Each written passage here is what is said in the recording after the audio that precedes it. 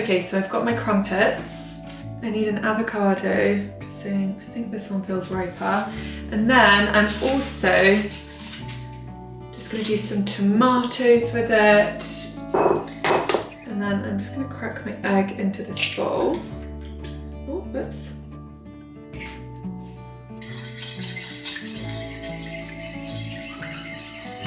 I'm gonna put some salt and pepper into this. And then, I guess I'm just gonna dip my crumpets in.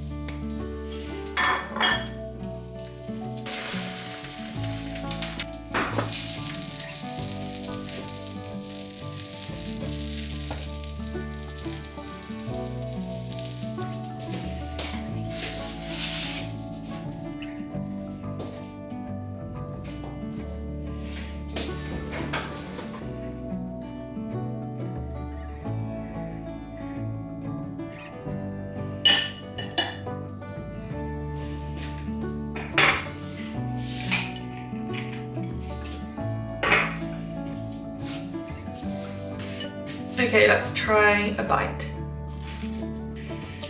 Mmm, that's so good.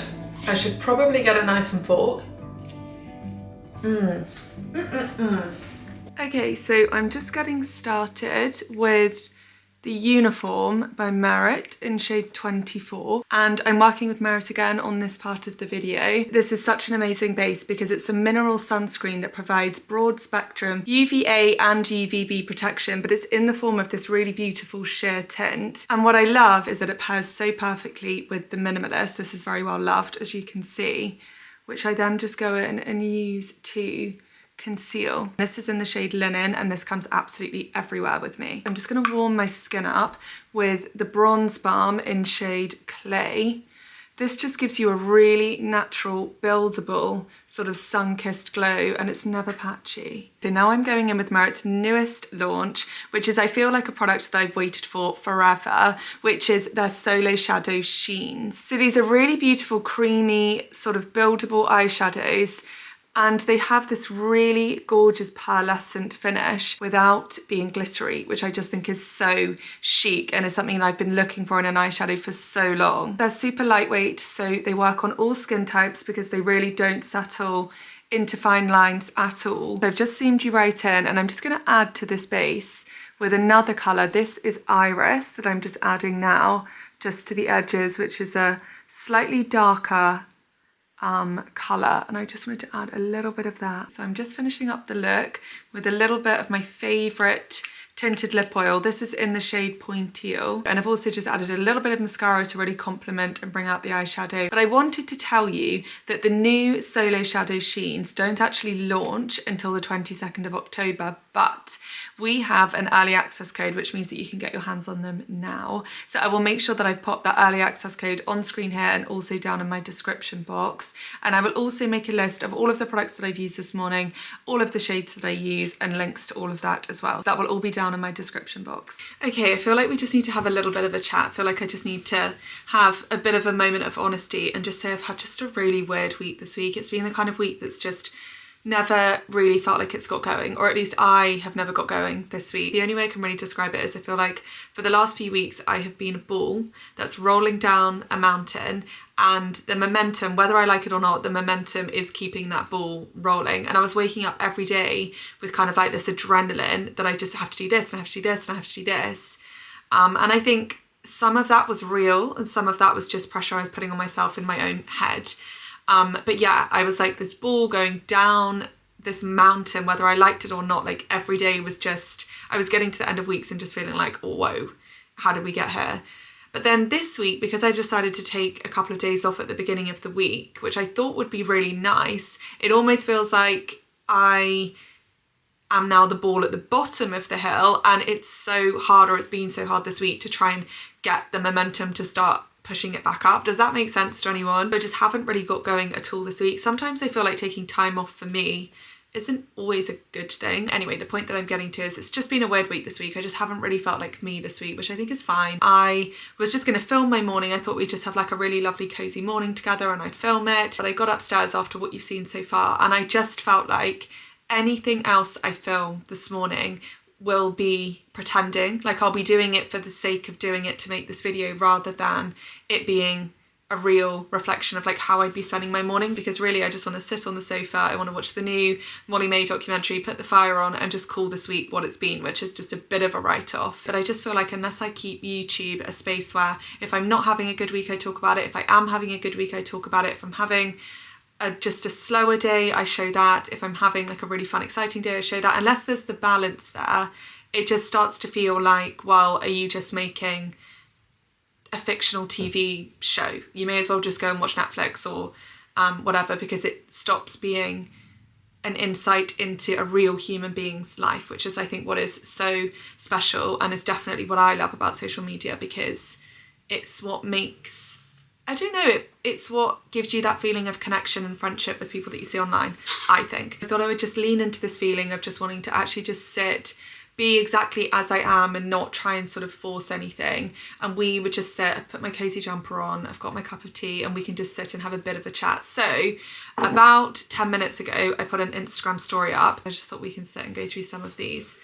So I have not planned this. Normally if I do a Q&A, I would try and kind of like pick out some questions before. I'm going to do this completely at random, so these questions are probably going to jump all around the place. So I'm going to start with, if you had to pick, would you be a girl mum or a boy mum, and why? So probably unsurprisingly, I would love to be both. That would be my dream. My dream would be 3 children, 2 boys, 1 girl. That's what I feel like I would like, but my mum always says have one and then see how you feel.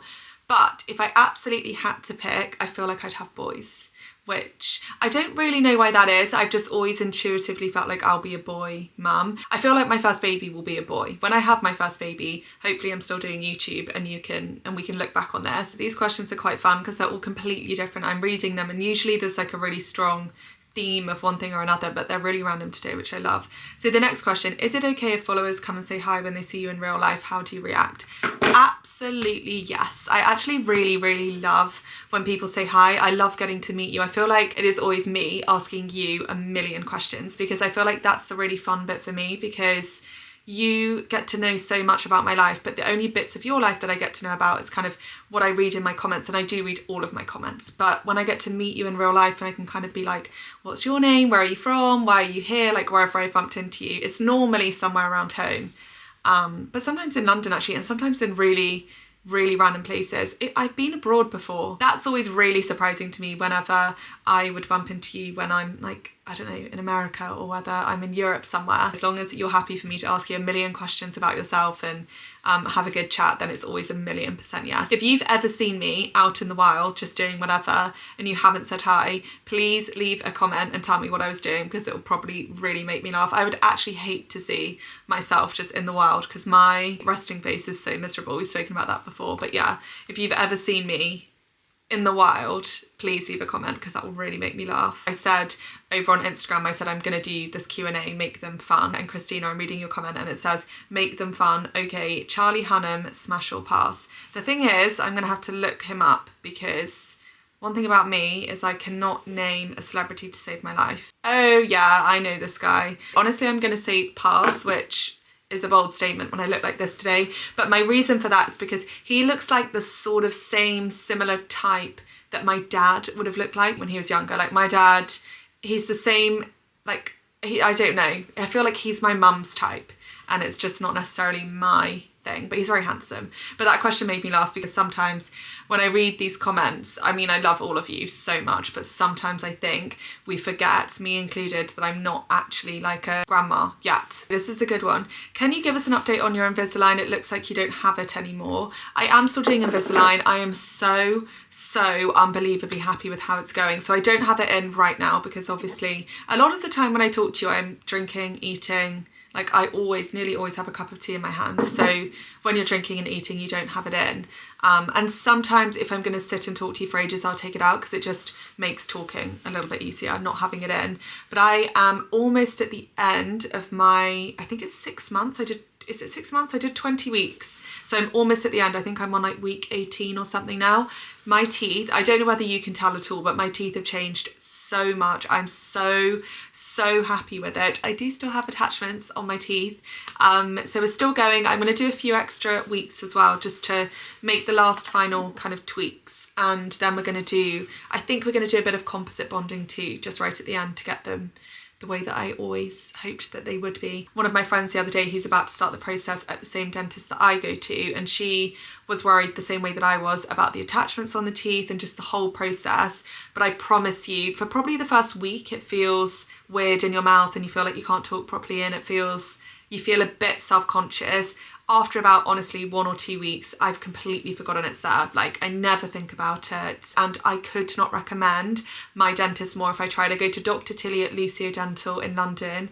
I'll put the details in my description. She is the best dentist I've ever been to. She's so thorough, so nice, so understanding, so patient, so caring. Just the best, like the best human being and just the best dentist. I really, I'm just so happy with the whole process. So when I'm actually done with my Invisalign and we've made all the tweaks, I will properly show you like a before and after, because I think I've been doing it obviously so slowly over 20 weeks that you may not have noticed the difference. But if you're thinking about doing it, do it.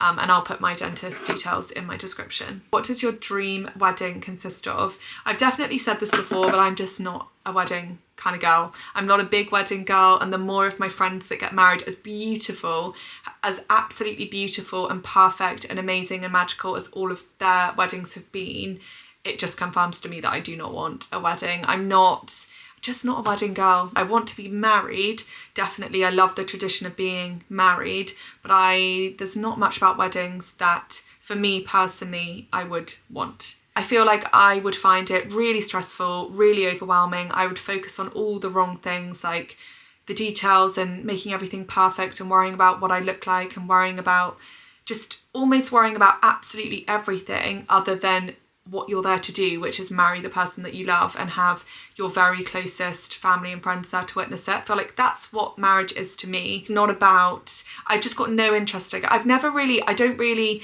do things for my birthday very much, but it's left down to me. I mean, I've got gorgeous, amazing friends who always make me do things on my birthday, and I'm so grateful for that. They always plan it for me and take all the stress away from me, and it's always a surprise and that kind of thing. If it was down to me, I would have just never ever had a birthday party of any kind. It's just not, I don't know, I don't find it, I don't enjoy it. One thing about me is that I have never liked situations where you're being observed and you're supposed to have a certain reaction. I feel like a lot of people feel that to some extent. So, you know, when you're opening presents in front of people, I don't like that. I don't like it, even if it was the best present I'd ever been given.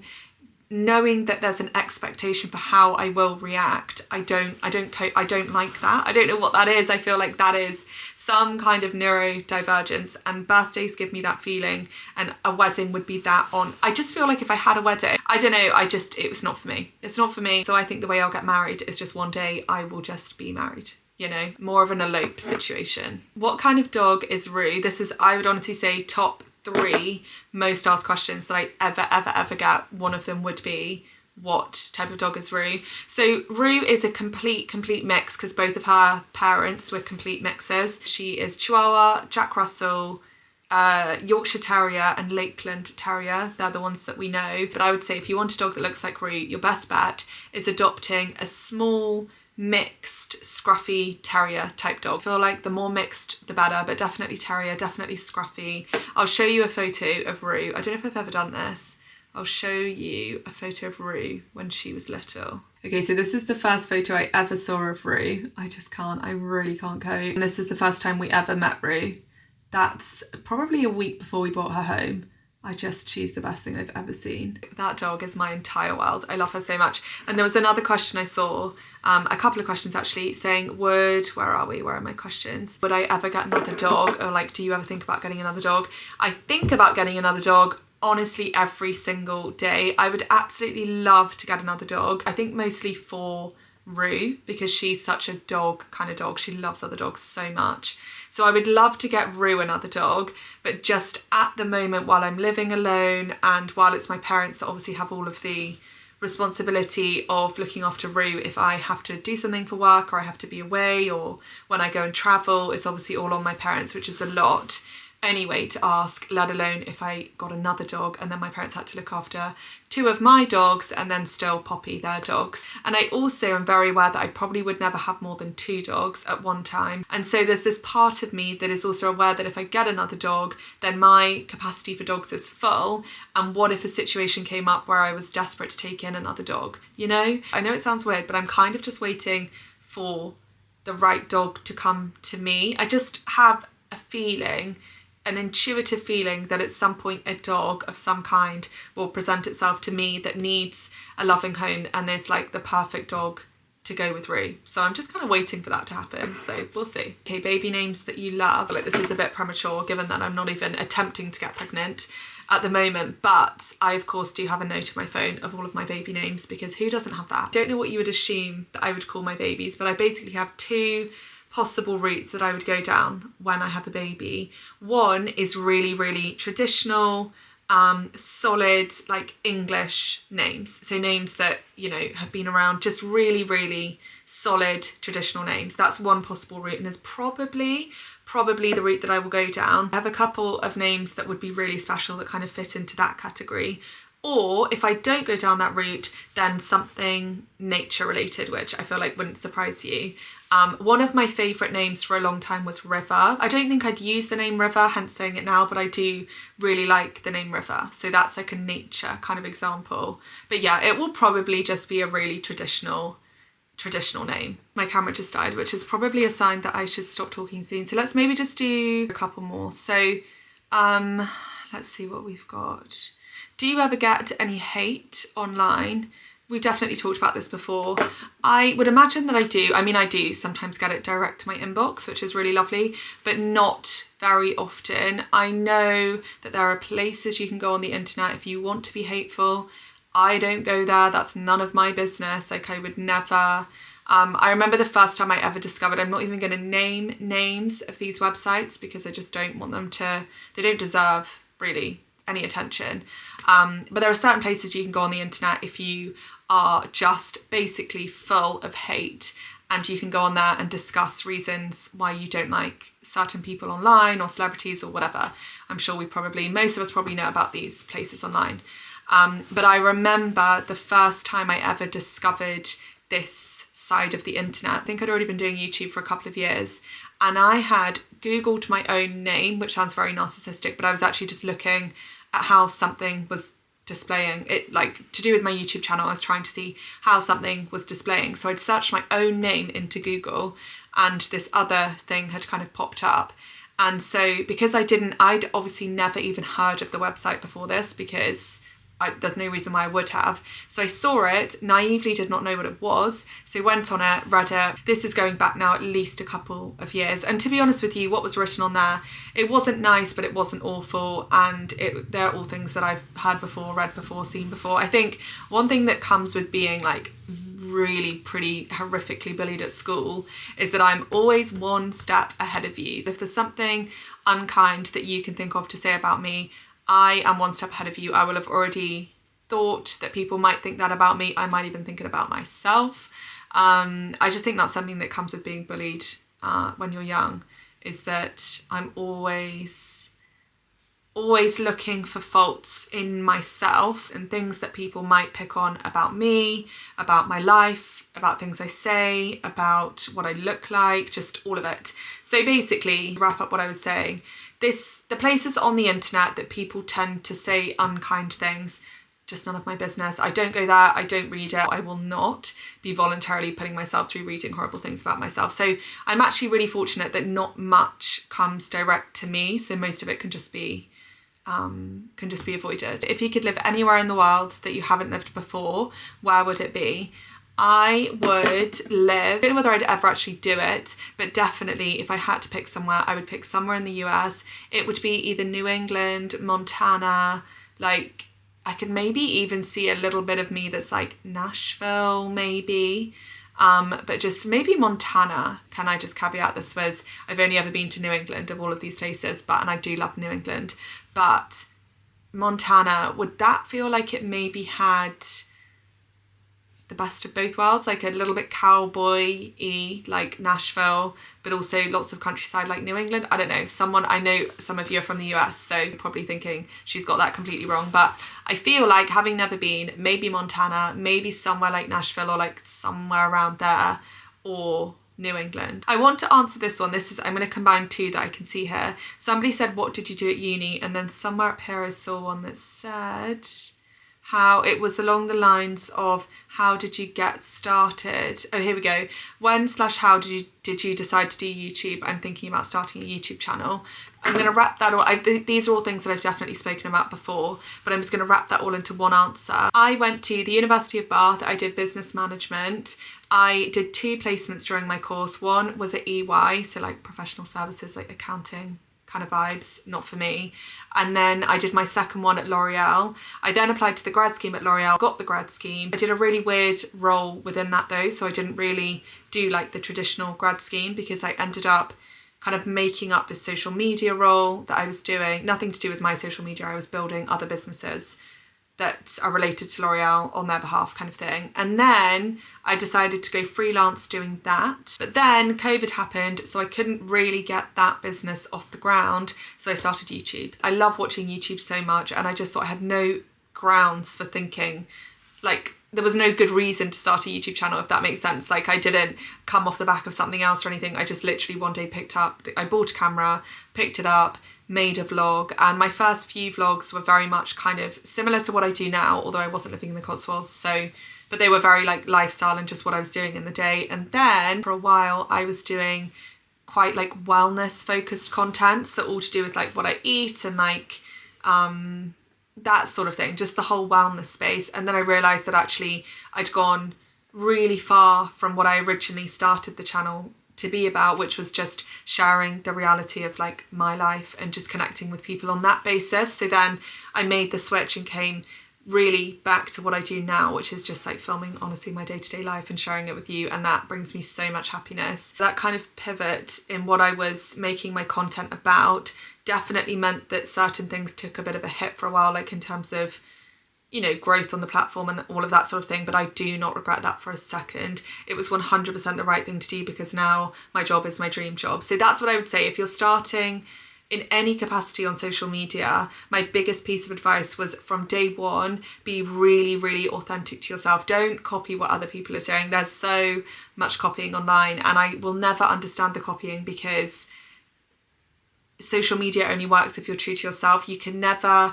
if you're trying to sort of imitate what somebody else is doing, they will always be one step ahead of you, and they will always be able to do it better, because your strength is being you. Like, that is your strength. So I guess my biggest piece of advice would be, don't worry about what other people are doing. Don't base yourself. Obviously you can be inspired by other people on YouTube. I was 100% inspired by the people I was watching at the time. Like, that's what made me want to start a YouTube channel. But the inspiration was more, I love how they share their lives authentically. I want to share my life authentically, even though my life looks completely different to theirs, if that makes sense. Focus on, this is the kind of content that I really want to create and what I could see myself doing for the next 10 years, and then just do that and do it consistently, like week after week after week after week. Just keep showing up and your people will find you. So being authentic, authenticity and consistency, that's what will ultimately feel most fulfilling to you, and then also resonate best with your audience, because people can tell, I think, when you're being authentic. Anyway, I'm going to stop talking now, because we've been through nearly 2 full batteries, which means I've been talking for way too long. But I hope that this was better than having no vlog today. I always just want to try and meet you where I am in the week, and this week I was on 0. So I tried to sort of meet you halfway and I wanted to give you something, because I know there's nothing worse when it gets to Sunday and my favourite YouTubers haven't uploaded. It's just not having that kind of familiarity and that little bit of the day. So I'm hoping this has at least sort of kept you company in the background for a little bit. And it's better than having nothing. But next week we'll be back as usual with a proper vlog. I'll make it a really lovely, long, fun vlog to kind of try and make up for this weekend. So yeah, I hope you haven't minded just spending a really chilled morning, just catching up this morning. I hope you have the best rest of your weekend and week, and I will catch up with you next weekend. Bye guys.